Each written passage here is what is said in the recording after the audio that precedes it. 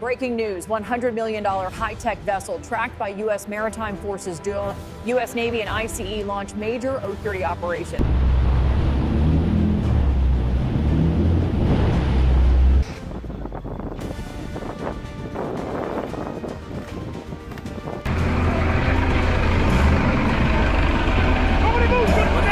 The quiet surface of the Caribbean suddenly becomes the front line of America's war for its own survival. What does it mean when a single boat, small, dark, and nearly invisible, carries enough cocaine to ignite a chain reaction of addiction, overdoses, gang violence, and political turmoil across multiple US states? And how close did the nation come to missing it entirely?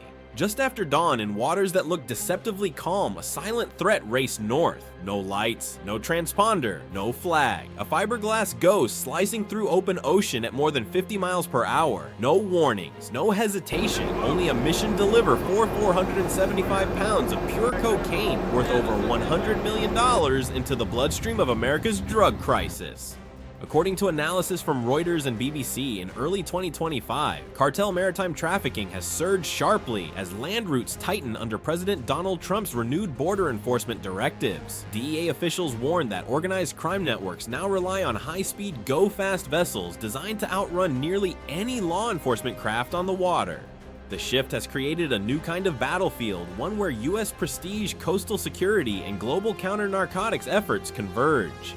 This is where the story of Operation Ocean Strike begins, a 6-month investigation into the Sinaloa cartel's maritime experiment. A network of informants flipped encrypted messages, cracked, and surveillance threads woven across Central America. FBI counter-narcotics teams in Miami discovered a disturbing strategic pivot. The cartel was abandoning traditional border smuggling routes in favor of a more dangerous, more elusive, and far more profitable method. The vessel at the center of this operation wasn't just another smuggler's craft, it was a high-performance Ghostboat, a custom fiberglass platform built to absorb radar, minimize heat, signature evade sensors, and disappear into open water. Twin 450 horsepower engines, open ocean endurance, a design copied from narco-sub technology seen by the Colombian Navy and analyzed in Jane's Defense Weekly in early 2025.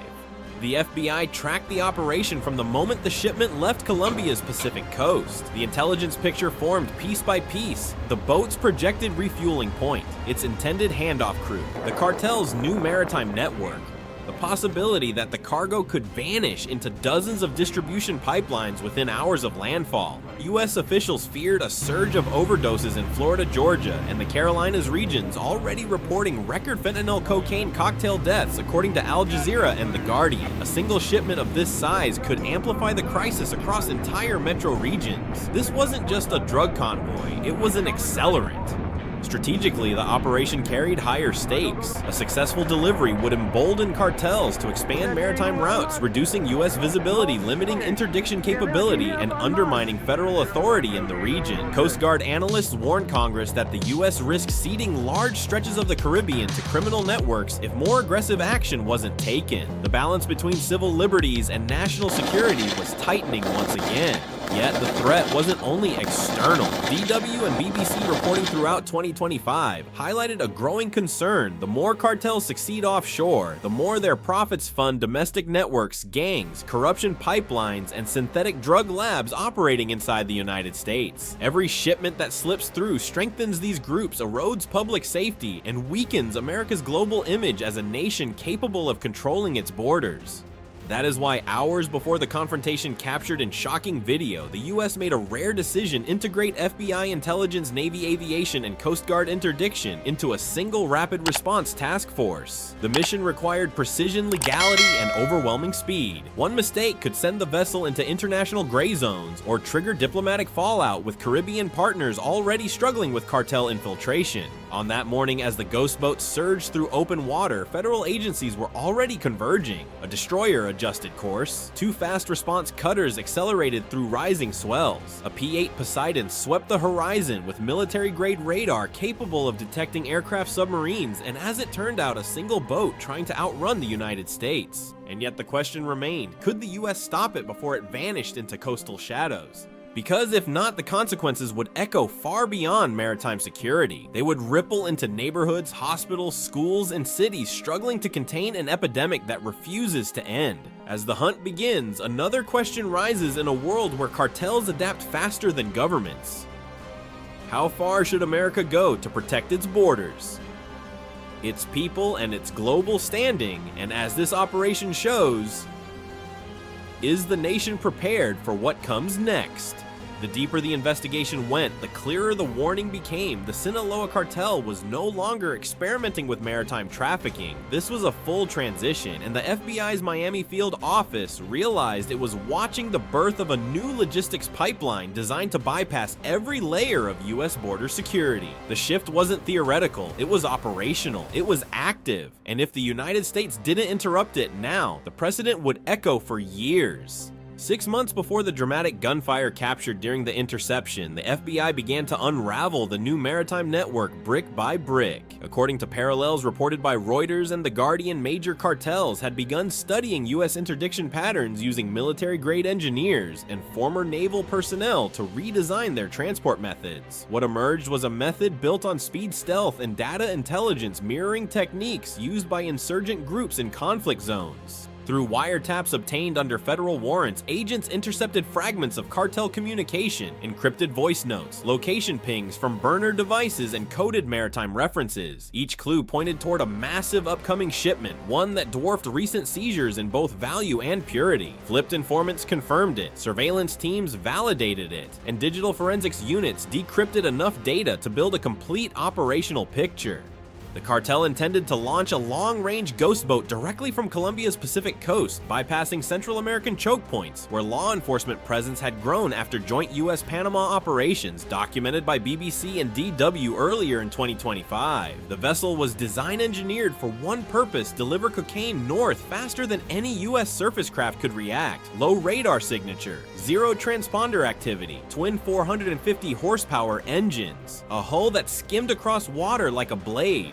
The cargo, 475 pounds of high-purity cocaine, 2.2 tons meticulously packaged for offshore transfer, each bundle vacuum-sealed and water-resistant. This wasn't product prepared for unsafe street distribution. It was wholesale-grade cocaine intended for rapid dispersal into U.S. regional hubs. Miami, Atlanta, Charlotte, Jacksonville. The pipeline feeding those cities was ready to activate the moment the Ghostboat made landfall. Federal analysts projected catastrophic impact, with overdose deaths climbing nationwide fueled by fentanyl cocaine mixtures tracked by Al Jazeera and The Guardian. This single shipment could trigger spikes in emergency room visits across multiple states. One internal FBI estimate warned it could contribute to hundreds of downstream overdoses within weeks of distribution. The stakes were not abstract, they were measurable, quantifiable, deadly.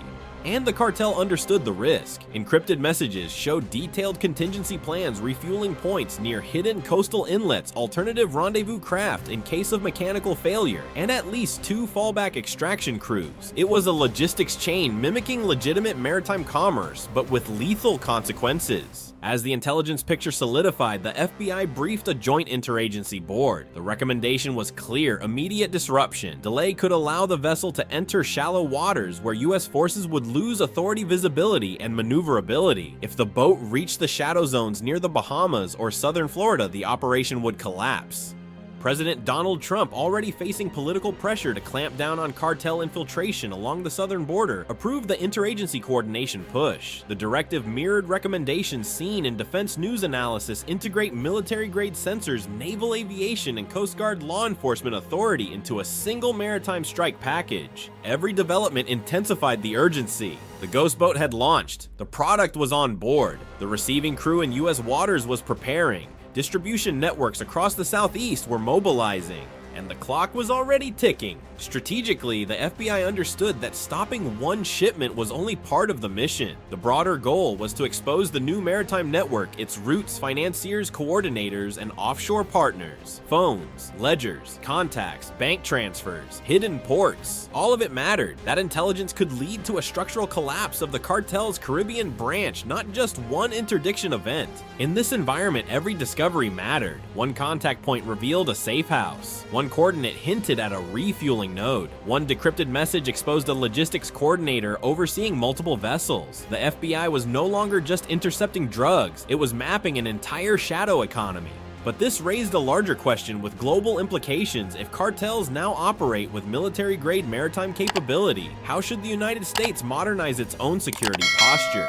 Should America expand naval interdiction zones, boost Coast Guard funding, increase intelligence fusion? The investigation had revealed a threat evolving faster than the system designed to stop it, and as the Ghostboat cut through open ocean toward the United States, another truth became undeniable. The coming confrontation would test not just one task force, but America's entire ability to keep crime, corruption, and cartel power from reaching its shores. As the hours ticked down, the operation shifted from intelligence gathering to full mobilization. The United States could no longer wait. The Ghostboat was already racing north, and every nautical mile it gained increased the risk of disappearing into coastal shadows where the mission would collapse. Federal agencies now had one objective intercept before the vessel reached the U.S. sphere of vulnerability. The response required precision coordination, every asset aligned, every movement timed, every jurisdiction clear. At Joint Interagency Task Force South, analysts watched the operation's progress in real time. Intelligence from the FBI's Miami office, built through wiretaps, encrypted text extraction surveillance logs, and informant testimony, was cross-referenced with Coast Guard maritime traffic patterns and Navy radar projections. According to parallels reported by Reuters and BBC, the U.S. had recently increased joint maritime operations as cartels expanded sea-based trafficking. Those same frameworks now formed the backbone of an emergency task force designed specifically for this threat. The mission was officially designated Operation Ocean Strike. The Navy's role was dominance of the battle space. The Coast Guard's role was law pursuit and boarding authority. The FBI's role was intelligence analysis and post-seizure exploitation. This tripartite structure mirrored recommendations in Defense News and Jane's Defense Weekly, which argued that modern counter-narcotics operations require a fusion of intelligence, naval aviation, and specialized interdiction forces. President Donald Trump's administration had already expanded funding for naval aviation patrol missions in the Caribbean, a move highlighted by DW and The Guardian during early 2025 border security coverage. Now, for the first time in months, the full weight of that apparatus would be tested. 200 nautical miles off Central America, the USS Winston S. Churchill, an Arleigh Burke-class destroyer, made a sharp course correction. The ship's SPY-1D radar scanned a hemisphere of sea and sky, painting a detailed picture of surface contacts across a region the size of a small nation. Aboard the destroyer was a Coast Guard law enforcement detachment, trained, armed, and authorized to carry out interdictions on the high seas. The Navy could chase, the Navy could track, the Navy could surround, but without the Coast Guard, no one could legally board the suspect vessel. Farther east, two Coast Guard fast response cutters barreled through the waves at more than 28 knots. Each cutter carried tacklet operators, tactical interdiction specialists trained for hostile boardings, rough sea arrests, and high-threat engagements. These craft were designed to close distance fast and launch pursuit boats capable of overtaking most smuggling vessels. But the most important asset was airborne. The Navy's P-8 Poseidon, a militarized Boeing 737 modified for maritime and anti-submarine operations, swept low over the region. Its synthetic aperture radar scanned the ocean for anomalies, low-profile hulls, irregular heat signatures, or rapid surface movement inconsistent with commercial traffic. The Poseidon's onboard sensors could detect a fishing boat, a submersible, or a go-fast vessel at distances that would overwhelm civilian radar systems. DW and The Guardian have repeatedly noted the P-8's growing role in U.S. narcotics interdiction, and this mission would demonstrate why. The FBI's intelligence packet Secure Channels encrypted data travel projections was uploaded directly into the Poseidon's onboard systems. Analysts matched the vessel's expected speed, launch time, and navigation behavior with radar pings across a broad search grid. Then, at 06:14 hours, the breakthrough came. A fast-moving surface contact, bearing 270, range 15 nautical miles, speed 50 knots, no transponder, no identification, a perfect match to the Ghostboat. The Poseidon relayed coordinates to every asset in the task force. The destroyer adjusted course. The cutters accelerated. Coast Guard boarding teams moved to action stations. Hitron, the elite helicopter interdiction tactical squadron, prepared inside the Winston's hangar bay. Their mission stopped the vessel's engines using precision rifle fire. The U.S. had found its target, but the challenge was just beginning. The Ghostboat still had miles of open ocean ahead space to maneuver, to accelerate, to vanish into coastal clutter, where detection would become nearly impossible. Moreover, the smugglers on board were trained, experienced, and motivated by a cartel known for financing operations worth millions. If they escaped, the consequences would echo across the entire East Coast. Strategically, this moment represented a broader test. Could the United States maintain dominance over maritime trafficking networks, evolving with military-level speed? Cartels were adapting faster each year, using encrypted communications, rapid vessel technology, and data-driven routing to evade traditional detection. This operation was not just about stopping one boat, it was about ensuring America's maritime security posture was still strong enough to match a rapidly modernizing criminal threat. And as the cutters closed in and the Seahawk prepared for launch, one question hung over the operation like a shadow. Could the United States deliver a clean, coordinated strike before the vessel breached the edge of American waters and vanished into the chaos of coastal shipping lanes? The moment the Poseidon broadcast its contact report, the chase ignited with the force of a breaking storm. A white, low-profile hull sliced across the Caribbean at impossible speed, twin outboards screaming as they pushed the Ghostboat beyond 50 miles per hour. No flag, no markings, no acknowledgement of the Coast Guard's hail, just raw acceleration. Everything the cartel had invested in this mission now distilled into one desperate sprint toward U.S. waters. From the deck of the nearest fast response cutter, lookouts could see the vessel erupting through the swells, shedding water like shrapnel. According to operational descriptions mirrored in Reuters and BBC field reporting, go-fast boats rely on their ability to outrun anything on the water. That principle now defined the opening seconds of the chase. The moment the Coast Guard issued its command, unidentified vessel, stop your engines and prepare to be boarded, the smugglers responded by slamming both throttles wide open. They had no intention of surrender. Behind them, bundles of cocaine began to arc into the sea, plastic-wrapped bricks worth tens of thousands of dollars each. Splash after splash. A fortune dissolving beneath the waves. DW and The Guardian have documented this behavior before smugglers ditch cargo to reduce weight, increase speed, and eliminate evidence. But even as millions in narcotics vanished underwater, the Ghostboat still carried more than enough to devastate multiple American cities. The Coast Guard cutter surged forward. Its pursuit craft, an armored over-the-horizon interceptor, launched into the water crew, strapped in engines, roaring hull slamming across the chop. These boats are designed to close distance with precision, even against highly maneuverable targets. Every wave hit like a hammer. Every second mattered. But the smugglers had an advantage: agility. They zigzagged violently, carving unpredictable patterns across the surface, generating spray screens intended to distort radar and disrupt the cutter's line of sight. For brief moments, the vessel ghosted between swells just low enough for its radar return to flicker. Then the air changed. The MH-60 Seahawk lifted off the deck of the USS Winston S. Churchill and tore across the sky. Rotor wash hammered the water beneath it. The helicopter closed the gap with predatory speed, its nose angled downward like a blade. Hitron, the helicopter interdiction tactical squadron, prepared inside. These are the marksmen trained to fire disabling shots from a moving aircraft into a moving target amid violent seas. Their mission is not to kill. Their mission is to stop engines with near-surgical accuracy. From above, the scene became a furious ballet of speed spray and danger. The Seahawk descended to barely 40 feet above the water. The rotor wash flattened the ocean into mist. The smugglers looked up and froze. For the first time, they understood exactly what was chasing them. Not just the Coast Guard, not just the Navy, but the full weight of a joint U.S. task force.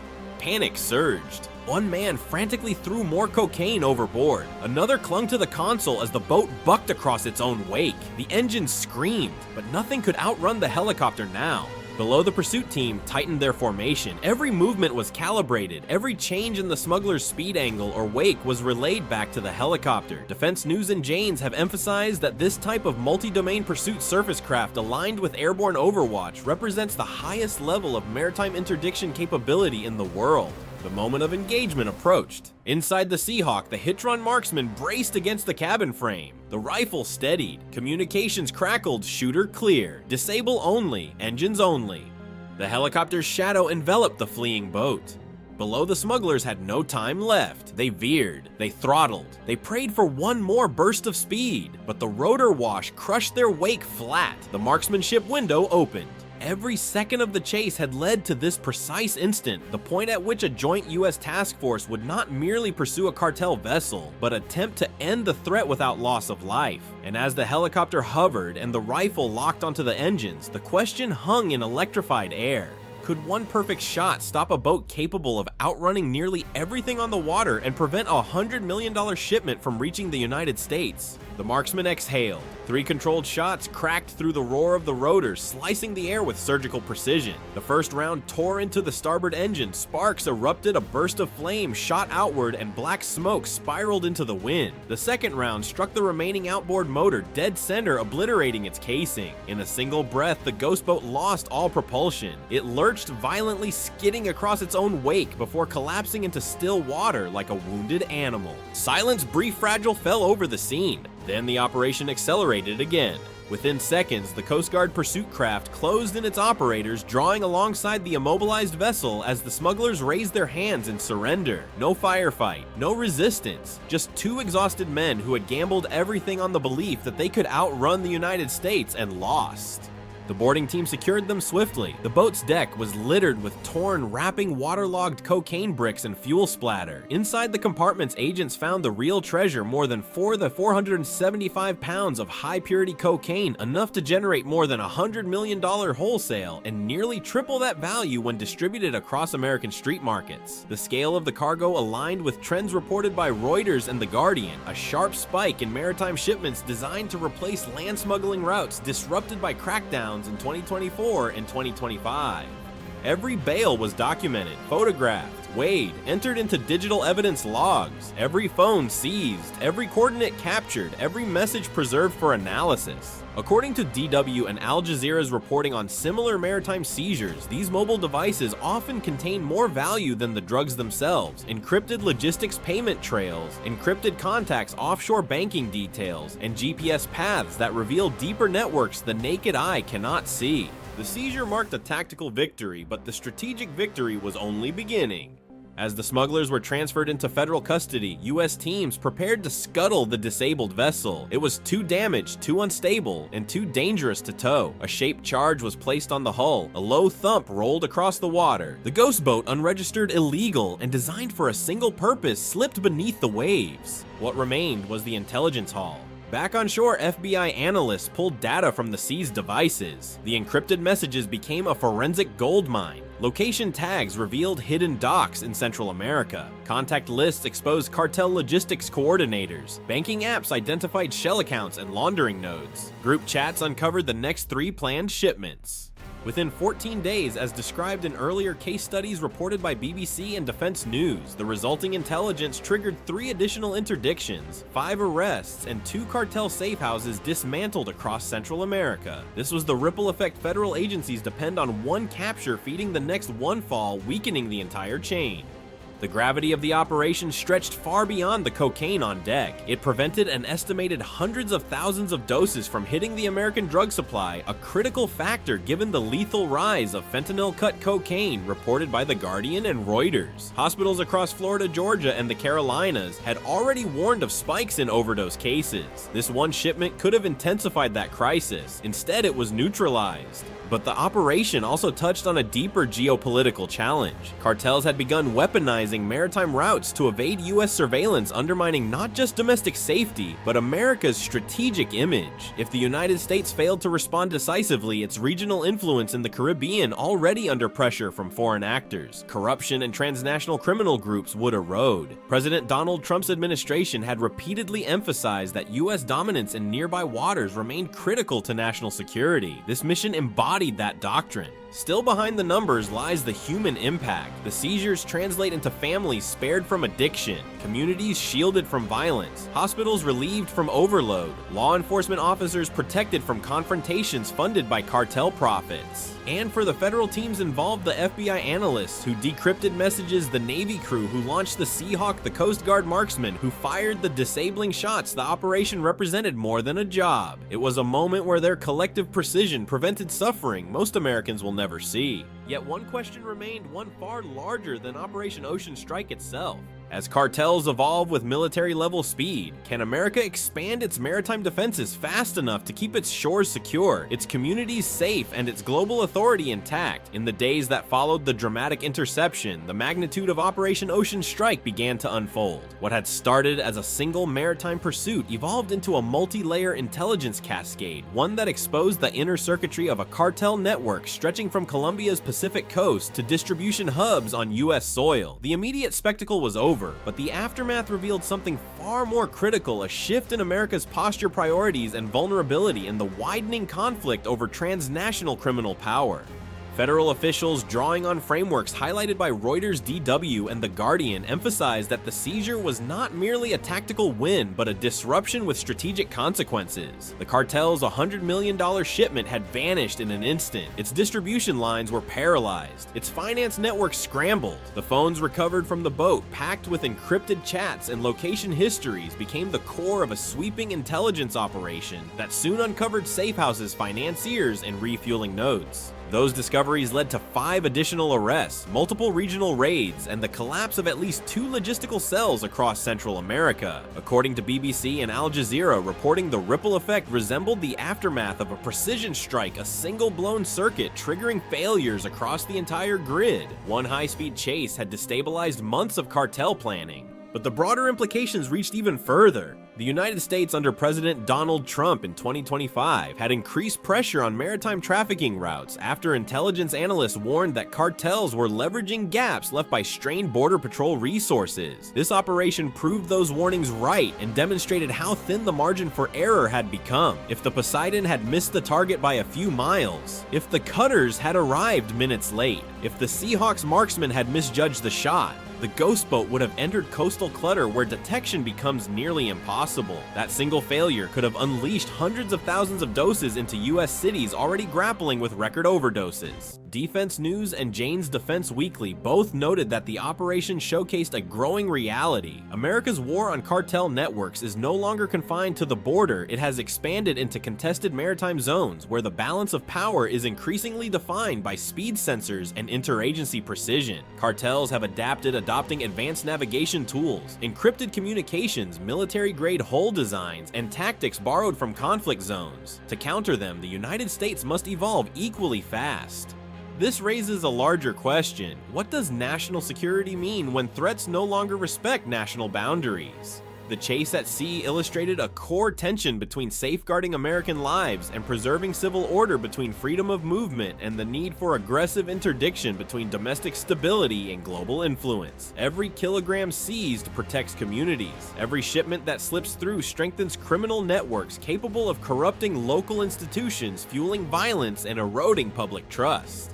But at its heart, Operation Ocean Strike was also a story of human determination. The Poseidon crew who scanned thousands of empty ocean miles. The Navy flight deck personnel who launched the Seahawk into perfect firing position. The hit-run marksman whose 3 rounds changed the course of the operation. The Coast Guard teams who boarded the listing boat, secured the cargo, and preserved the evidence chain. The FBI analysts who turned raw digital data into actionable intelligence.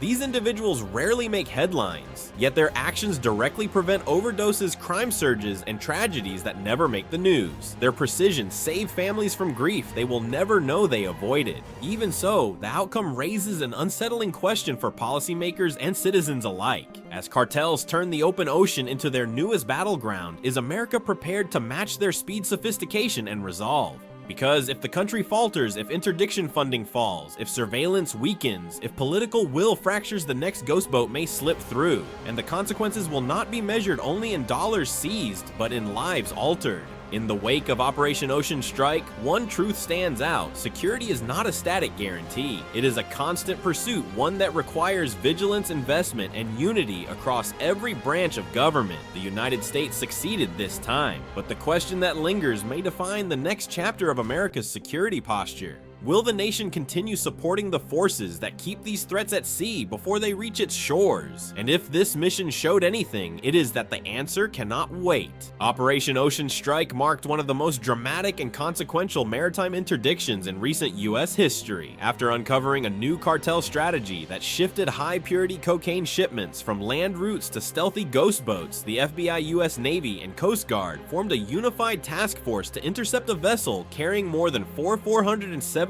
pounds of cocaine, worth over 100 million wholesale. The operation involved advanced surveillance from a P-8 Poseidon rapid deployment of Navy destroyers and precision action by hit-run sharpshooters who disabled the engines of the fleeing boat with rifle fire from a Seahawk helicopter. 2 smugglers were arrested, and the seizure triggered several follow-on raids that dismantled multiple cartel nodes across Central America. Beyond the drugs captured, the intelligence haul exposed broader trafficking networks, preventing future shipments and protecting U.S. communities from overdose spikes. In a broader sense, the mission demonstrated the growing need for integrated maritime security as cartels evolve with military-level capabilities. It underscored the importance of interagency coordination and raised urgent questions about funding national strategy and the future of America's counter-narcotics